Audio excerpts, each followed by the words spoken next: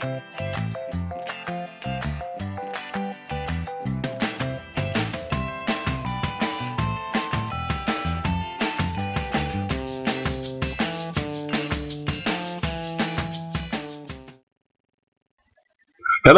greetings, and welcome to another installment of Casa Cares. My name is James Washington. I'm one of the staff members here at Richland County Casa. This is the venue where we bring informative, illuminating information to you, the volunteer, regarding resources in our community. Today, we are blessed to have another such program for you. So, without any further ado, I bring you Ms. Jewel Taylor, who's with Ultimate Choice Counseling. Hi, I'm Jewel Taylor, and I'm with the Ultimate Choice Consulting. I have over 14 years of working experience as a social worker. I have worked with Child Protective Services as an investigator, a bereavement counselor, a sexual trauma service volunteer, and sister care emergency shelter counselor. Currently, I'm a full-time therapist, and I work with children and families. I hold a master's degree in counseling, and I'm a certified mediator. I'm also certified in child welfare services. I have specialized training in topics such as drug abuse, gangs, and nonviolent crisis intervention. I endeavor to be a positive influence in the community and to assist those in need. Our mission statement is that we are a community-based human services organization. We are dedicated to promoting and empowering the people and respect cultural differences by providing comprehensive development services in a caring environment. The Ultimate Choice Consulting embraces a diverse, holistic approach to unleash the true potential in every person through building and sustaining healthy communities. Make your choice the ultimate choice. We assist individuals with identifying healthy choices that they may not see because of their life difficulties. Some of the following are conflict resolution, and with this we facilitate two parties in order to come to a peaceful end of the conflict. Cultural competency workshops. We provide professionals with things that they need in order to improve their services in the community. Maltreatment awareness enhances the best practice for child maltreatment prevention through activities which involve families and children. The parenting model is a course that can be followed to help correct or improve parenting skills. Personality profiles is an interactive personality test that is detailed, and it gives specifics to an individual's strengths, weaknesses, and how they interact with others. Domestic violence awareness workshops brings light to the issues that affect the community based around domestic violence. Our social psychoeducation points towards solutions for individuals that have challenges in interacting with their social environment. With our conflict resolution program, we actually meet with the parties in a neutral location where either of the parties don't feel like someone's on either side. Then we discuss what the concerns are, and at that point we speak with the parties and come to a consensus of what either party can give or take in order to have the conflict resolved. One of my best cases, I guess, was dealing with child support and visitations. The mother wanted more money in order for the young man to visit his child. However, due to his work situation, that was not feasible. Therefore, we had to come together and resolve that with the mother in reference to her not wanting to get the payment once a month. She wanted it bi-weekly. That's what we ended up doing. She was still getting the same amount, but it was coming in smaller increments, and she was able to do more with it. Therefore, the matter was resolved, and he could continue to visit with his child. One of our workshops is a cultural competency workshop. You might ask, what is cultural competency? You may ask what cultural competency is.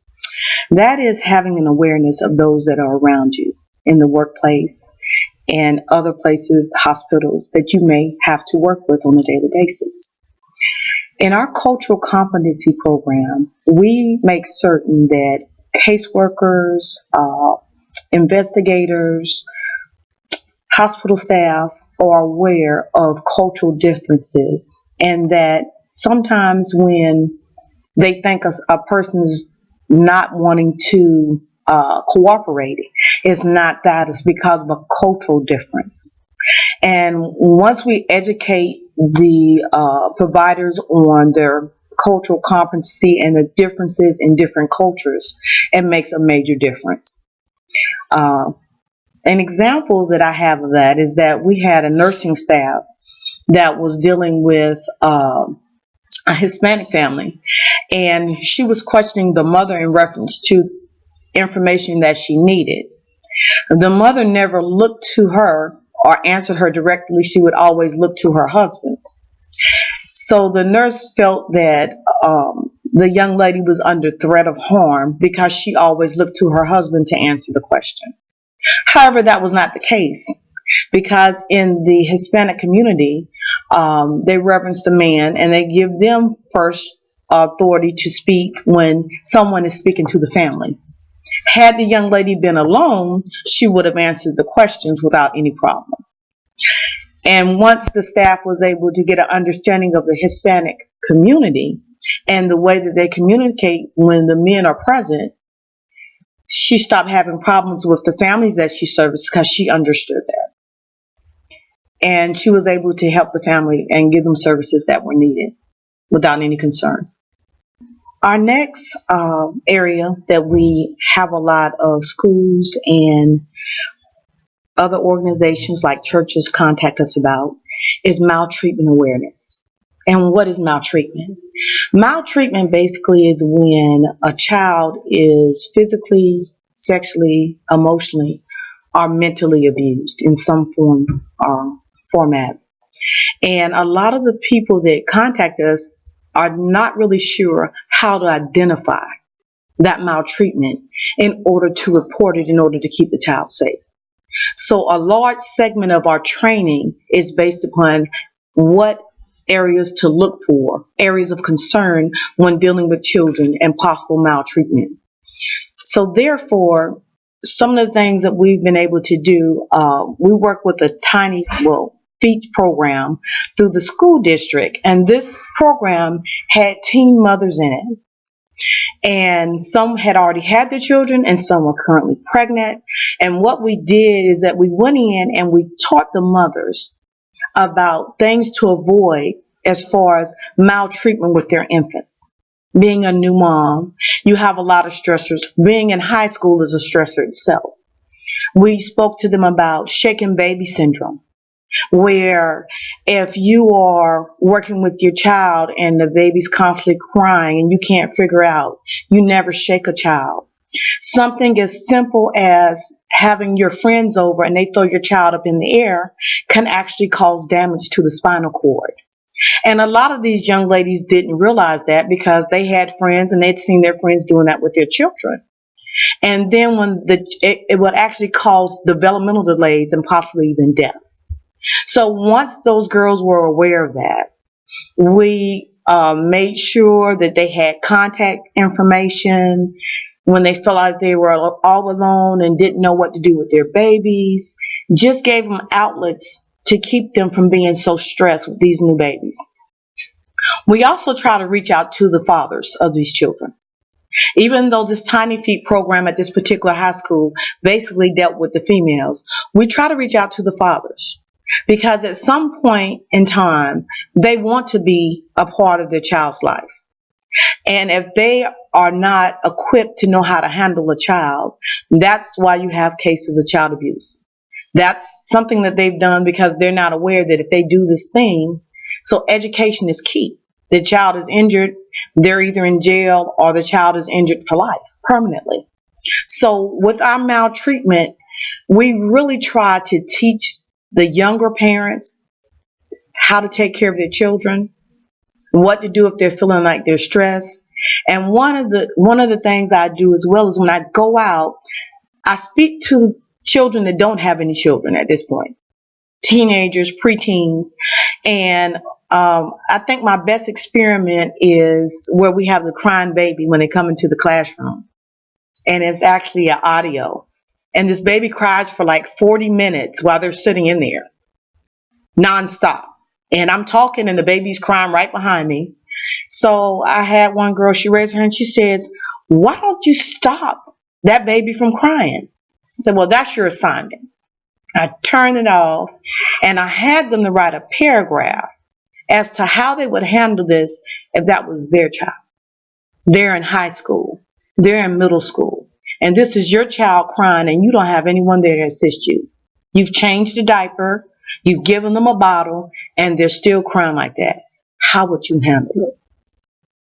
After one of our sessions, I had about 4 or 5 individuals, to include males, come up and say, "Well, I'm not ready to have any kids." So with maltreatment awareness, not only are they aware about what things they shouldn't do, it can actually stop them from making adult decisions while they're still a child. We're now going to speak about a topic that's close to my heart, and that is domestic violence awareness. And the reason why it's so close to my heart is because I had a coworker that was murdered by her estranged boyfriend. Actually, they hadn't been in a relationship for over 2 years, and she had a restraining order. And he stalked her and he killed her. So it's very imperative that we are aware of the seriousness of domestic violence. Not only is it happening to adults, but it's happening to teens every day. I have churches to contact me, especially when we're getting ready to go back to school. They have their back to school bashes, and they want me to come and speak. They want me to come and speak about domestic violence because it happens. It's not something that can be swept up under the rug. South Carolina ranks third in the nation for domestic violence.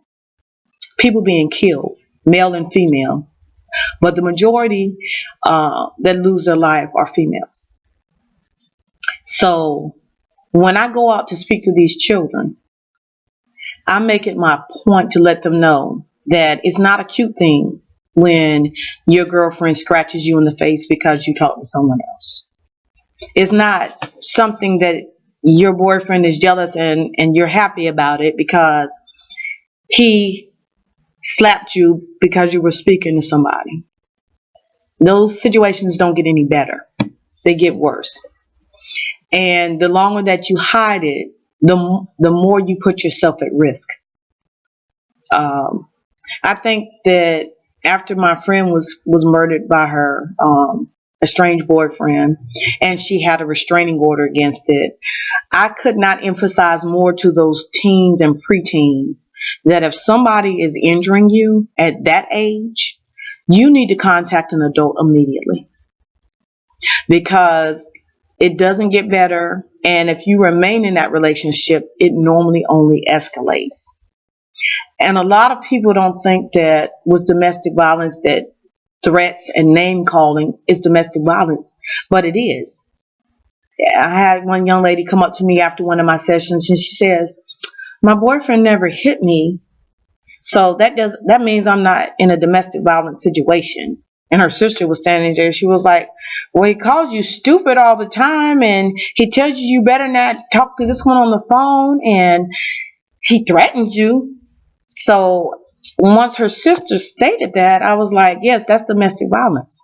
If you feel threatened, your sister feels threatened. So if you don't, your sibling is concerned about you, and you need to get out of that situation. So, The last thing that I did for them was I showed them a video of a young lady that was 22 years old who was in a relationship with someone, and he shot her in the face with a .45 Magnum and took half her face off and murdered her mother because she no longer wanted to be with him. But she let the domestic violence go on for years before she told anyone. And I showed them the reconstructive surgery. I showed them the side of her head missing. And it was just by the grace of God that she survived. But her mother did not. So once I showed them that, and sometimes with teens especially, you have to let them see something, because sometimes you talking does not affect them. So I use a lot of visual aids when I'm working with preteens and teens in reference to things like domestic violence, bullying, suicide. I speak on all these things during the session with domestic violence because sometimes when someone's in a domestic violence situation, they feel like there's no way out other than to take their own life. So I tell them, if your friend is in a situation and she feels hopeless or he feels hopeless, talk to them. Let an adult know. Get them help. Because if you don't, you could lose someone forever. One area that we like to work with families and the community as a whole, teachers and co-workers that you work with, is our personality profile assessments that we conduct. With these, what we do is we give them a test initially, and once they have completed the test takes about maybe 15 minutes, and once it's completed, we let them know what their personality type is and how you interact with the other personality types, which is very good to watch.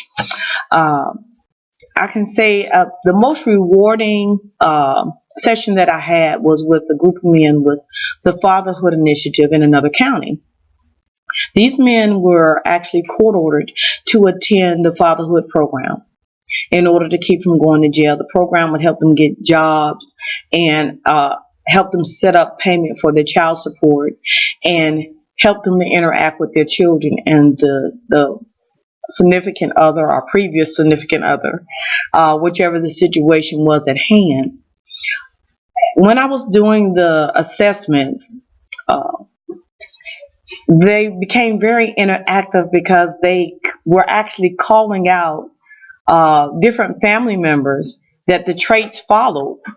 Once they realized, like what we use is we have a format where we use the otter, golden retriever, beaver, and the lion as to tell them what type their personality is.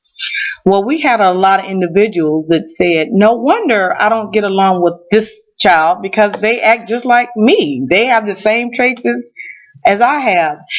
And once we identified their traits and their personalities, we gave them different things to look for in reference to what your personality is, what your hot buttons are, and how to deal with those people to push your hot buttons. So overall, the director of the program was very surprised because the men were so interactive in the workshop, and he said he had never found that much participation in anything that they ever presented. But they realized that a lot of the traits that they had, their children carried the same traits. And sometimes even that significant other or former significant other person in their life had the same, and that's why they bumped heads so much. They bumped heads so much.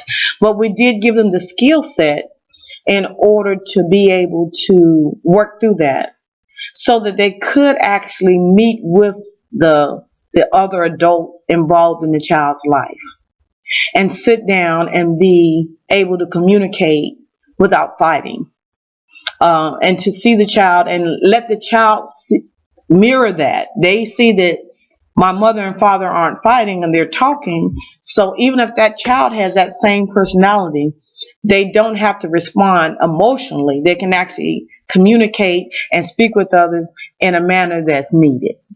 So that was very rewarding because they actually took something with them and they were able to recall, and give me something that they learned out of the session. And again, the director of the program he was just floored because it was all men, and he said they hardly ever participate in anything that they do. And he sent me a letter and stated that some of the men that kind of like were stagnant in their relationships, visitations and things like that, had started really working towards that once they took that workshop and were able to see some things in them and their children. And some of the things they said were like, well, I don't really want my child to display this type of behavior. So what can I do to kind of stop that now before he gets too old and has problems like I did? And when they started seeking help, we were able to give them things through our parenting model classes that we do to help them assist with raising their child, even though the child was not in the home with them. I would just like to remind you that the Ultimate Choice Consulting assists individuals with identifying healthy choices when they don't see the choices due to life's difficulties. The Ultimate Choices model is: life is choice driven. Learn to live wisely with the choices that you make. Choose the ultimate choice. We want to thank Jewel Taylor for taking her time out to come share with us the program that the Ultimate Choice Consulting Program has. Jewel, we want to thank you. Is there anything else you'd like to add? Yes, I would like to let interns know, anybody interested in the human services field, there's opportunity for you to come and shadow when we do different workshops. And if you need it for a grade, I know what that's like. I was in the human services field. Feel free to contact us via email or phone. Thank you. And again, this is James Washington, who just brought you another segment of Casa Cares. Make sure you join us the next time for another informative session. Thank you.